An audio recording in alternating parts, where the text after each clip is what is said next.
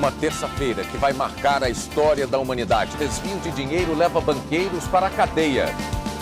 Torres gêmeas do World Trade Center. Tá muito alto. Olha eu aí.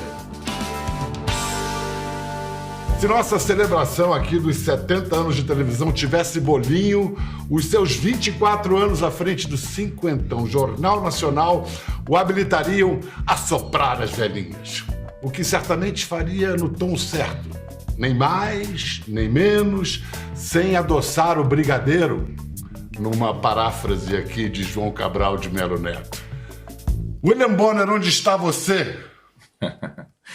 Bom dia, Bial. Estou aqui com você com muita honra e emocionado de ter sido objeto de um poema teu em prosa. Obrigado. Imagina. Eu vou Olha, acertar meu cabelo aqui. Por favor. Tá todo mundo em dívida com barbeiro e cabeleireiro nessa quarentena. Parênteses, esse lado aqui é terrível. Isso aqui, rapaz, isso aqui enche muito. É o ninho de macuco, como diz o cara eu acho que o grisalho tá avançando por aí também, nesses últimos tempos aí. Não, no cenário do JN, então, aqui, ó, eu vou até aproveitar assim, tá pretinho aqui, não tá? Lá no cenário do JN fica branco, fica todo branco. Um dia você ainda chega aqui. Um dia você chega a isso aqui, ó. Mas você é caucasiano, eu não, eu sou um árabe, né, cara? Eu tinha que estar com o cabelo mais preto. Mas vamos lá. Eu acho que você entendeu ali a minha menção ao... João Cabral diz que não se deve poetizar o poema, não se deve perfumar a flor. E disso você entende muito, porque é a busca pelo tom certo de uma elocução, né? Você tem esse gosto pelas palavras, eu sei que você é um apaixonado pela língua, mas também recorre à intuição, como o nosso mestre Cid Moreira, que era intuição pura, né? Você reflete, respira, pensa para encontrar o tom que vai dar para cada notícia, ou isso vai no intuitivo? Como o nosso trabalho depende fundamentalmente de que as pessoas estabeleçam conosco empatia, nós temos que buscar uma forma de nos expressarmos que seja, que permita essa empatia. Se nós falarmos como robôs, não tem empatia. Se nós falarmos como atores melodramáticos, também não tem. A gente cai no ridículo.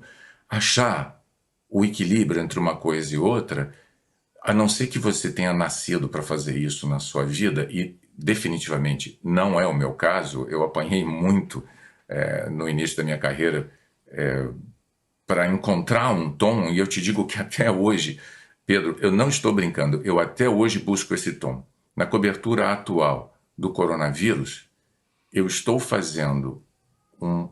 encontrando um tom de apresentação que é diferente do tom que havia 4 meses atrás. E eu te diria que a diferença, tecnicamente falando, a diferença está em pausas. Eu estou me permitindo respirar. Não é que eu não respirasse antes, mas agora eu estou respirando na minha necessidade de respirar. As pausas não são pausas dramáticas, são pausas de respiro, porque qualquer pessoa que naturalmente estivesse se dirigindo a outra para falar do que eu estou falando e do que Renata tem falado comigo ao meu lado, minha parceira, qualquer pessoa precisaria de uma pausa para respirar. Bonner, falar em pausa, eu tenho que dizer que eu estou sinceramente preocupado com a segurança dos repórteres em Brasília, e não só lá, mesmo agora que empresas, jornais, televisões, inclusive o Grupo Globo, decidiram não mais enviar profissionais para aquele chiqueirinho, né? Aquele cercadinho na saída do Palácio da Alvorada, onde eram diariamente xingados, insultados, ameaçados. Ainda assim, eu temo que um incidente mais grave ocorra a qualquer momento. Na verdade, a sensação que eu tenho é que se criou toda uma situação exatamente para tornar muito difícil o trabalho. É mais um passo, mais uma ação para nos dificultar, para impedir que o trabalho da imprensa seja feito. E essa intolerância que eu vejo ter surgido não nas ruas, mas no ambiente virtual. Foi no ambiente virtual que isso surgiu de uma maneira muito assustadora, eu acompanhei de perto. Eu era um frequentador do Twitter, eu fui um dos primeiros, acho, entre colegas a abrir uma conta de Twitter, e eu não usava a conta para trabalho, eu usava a conta para me divertir. E eu me diverti muito lá. Só que eu também acompanhei, num dado momento, uma mudança de ambiente ali.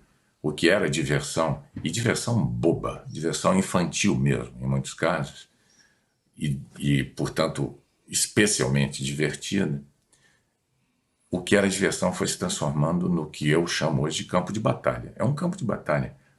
Eu hoje, muito raramente, eu entro em rede social. Entro às vezes por dever de ofício mesmo. E eu ainda hoje, eu me assusto com a bile, com o ódio que escorre nas palavras, as palavras mal escritas, as palavras cuspidas, mas um ódio, é um ódio tão intenso que a gente não sabe a que levará. Aí a gente sai das redes sociais e vai para as ruas e assiste a essa mesma incivilidade nas ruas. Eu tive a oportunidade de ver e de experimentar isso, sobretudo em período eleitoral. A cada eleição vai piorando. A sua quarentena começou quando? A sua quarentena pessoal de não poder sair à rua? As minhas bochechas mostram que a minha quarentena não começou há 2 meses, né? Minha quarentena começou já, eu diria, já no último ano eleitoral, foi 2018. Em 2018, a polarização política chegou a um ponto em que a minha presença em determinados locais públicos era motivadora de tensões. E quando eu percebi isso, e percebi isso de maneira muito ruim, dentro de farmácia, dentro de livraria, na calçada, na rua, dentro de padaria, dentro de cinema,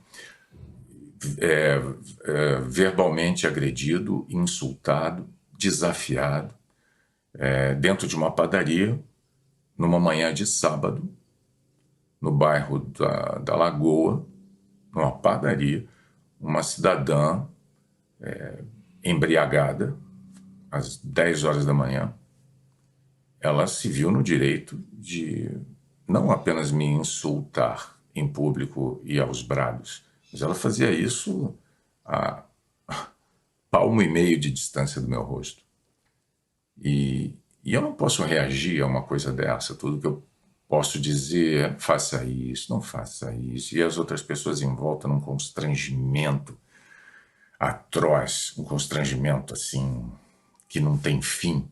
E eu, no meu constrangimento, querendo me livrar de uma situação em que eu estou sendo alvo de um insulto, mas eu me sinto, e olha que maluquice isso, eu me sinto culpado de estar sendo insultado na frente de outras pessoas, e com isso está estragando o dia das outras pessoas. Elas estão tomando um café, estão comendo um pão na chapa. Tem gente hoje me aplaudindo que estava 2 anos atrás, 3, me xingando.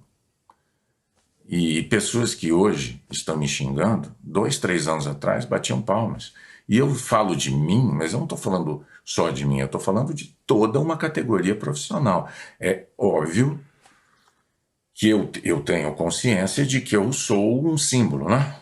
Eu sou um símbolo. O que para nós foi o Cid Moreira, nosso querido Cid Moreira, eu sou hoje para alguns tantos milhões de brasileiros.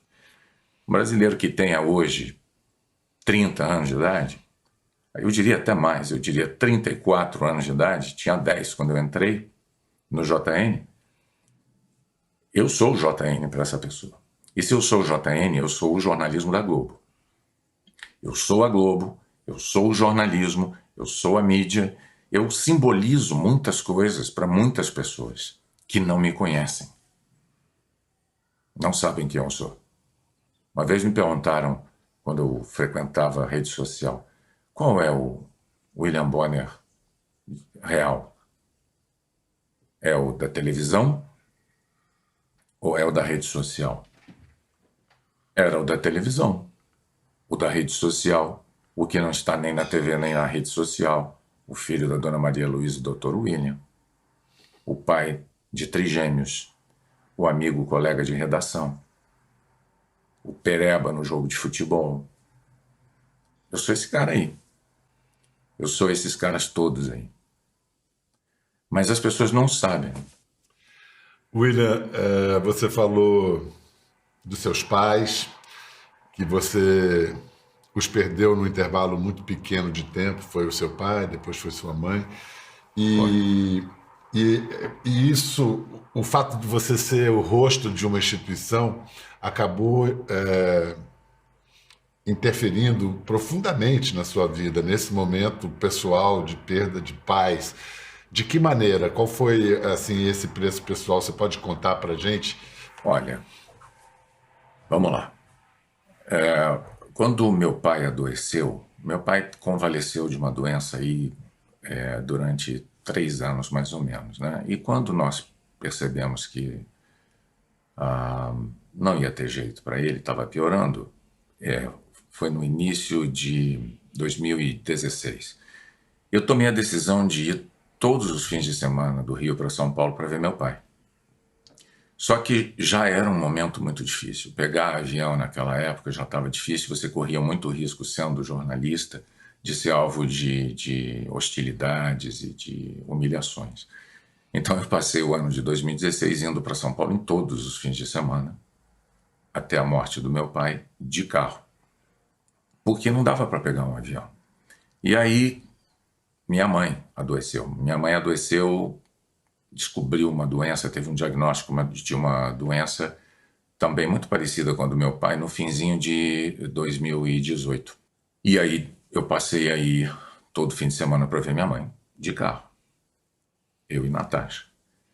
E minha mãe faleceu, eu e Natasha estávamos com ela no hospital. Mas ela faleceu no finzinho de abril. Não foi um ano inteiro como foi o ano de 2016 para mim. Dessa forma me afeta isso tudo, porque é como se eu fosse uma quarentena. Você não poder pegar um avião com tranquilidade nem para ver um parente doente.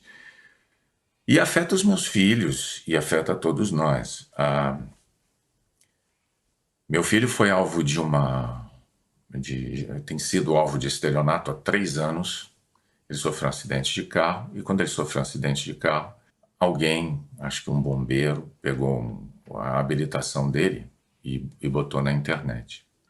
Supostamente para denunciar que estava fora da validade a habilitação dele. O problema é que aquela era a primeira habilitação dele e ele estava dentro do prazo para pegar a próxima. Ele estava com prova marcada para isso e tal. Já tinha um protocolo, inclusive. Mas não, o sujeito pegou ali e viu que era meu filho e resolveu prejudicar meu filho dessa maneira. E ele prejudicou muito. Não por causa do prazo de validade, porque não havia nada errado em relação a isso, como eu disse para você. Mas esse documento circulou na internet e desde então, durante 3 anos, meu filho tem sido alvo de estelionato. Eu tenho advogados constituídos para ficar desfazendo empresas abertas em nome dele. Semana passada, às 7:55 da noite, de terça-feira, 7:55 da noite, eu recebo um telefonema da comunicação da Globo, alertando para o fato de que o jornal Meia Hora tinha informações e documentos que comprovavam que meu filho teria pedido ajuda dos R$600 do auxílio emergencial. O que é, obviamente, uma insanidade. Isso não existe. Aí eu perguntei, mas que documento? Não, está lá. Aí eu que pude fazer às 7:55. Ligar para o advogado, pedir para ele entrar em contato com o jornal, mandar para o jornal as provas, boletins de ocorrência, toda a papelada que comprova que eles estamos tentando combater todo tipo de fraude com meu filho. E alertamos a Caixa para que não efetivasse o pagamento, na esperança de que não tivesse saído. E acho que não saiu.